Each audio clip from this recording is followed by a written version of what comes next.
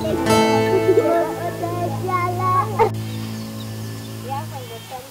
are here in Gado site and we received Central African refugees here. We have now in the site almost 11,000 people. They are living in 3 types of shelters. When they arrive, we have the hangars, the community hangars, and in total we have 20. In total we have almost 450 family shelters, and we plan to build 1,000 family shelters here. And we have other activities like the health post, other facilities like latrines, showers, and we have the market close in between the village and the site. And also we have other space allocated for recreative space and for education and the communal activities, like what we see here for the kids that they are trying to educate them here in the site.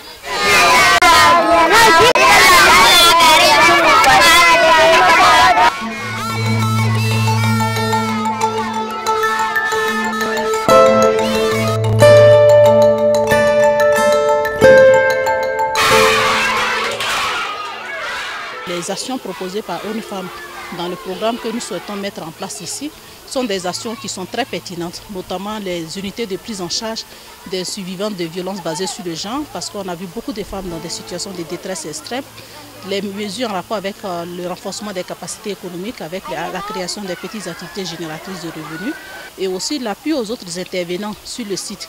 On se rend compte qu'il y a un marché qui est en cours de mise en place, il y a des comités de gestion qui sont mis en place.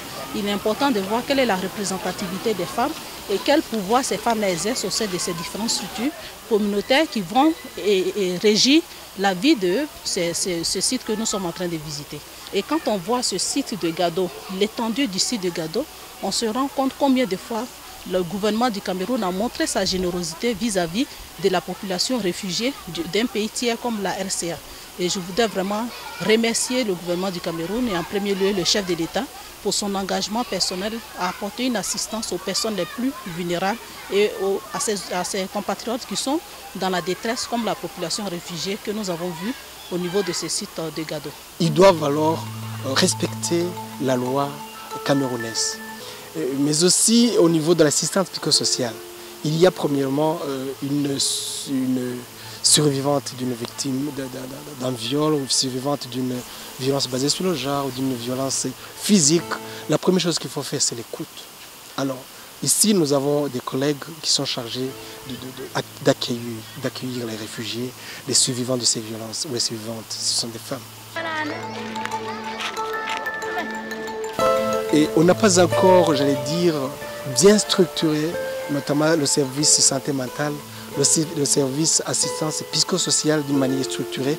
Mais dans les prochains jours, nous aurons déjà des partenaires qui vont s'occuper de ce volet, quitte à ce qu'on ait, j'allais dire, une stratégie générale globale et, j'allais dire, complète d'assistance de la personne qui est survivante de violences de toutes sortes.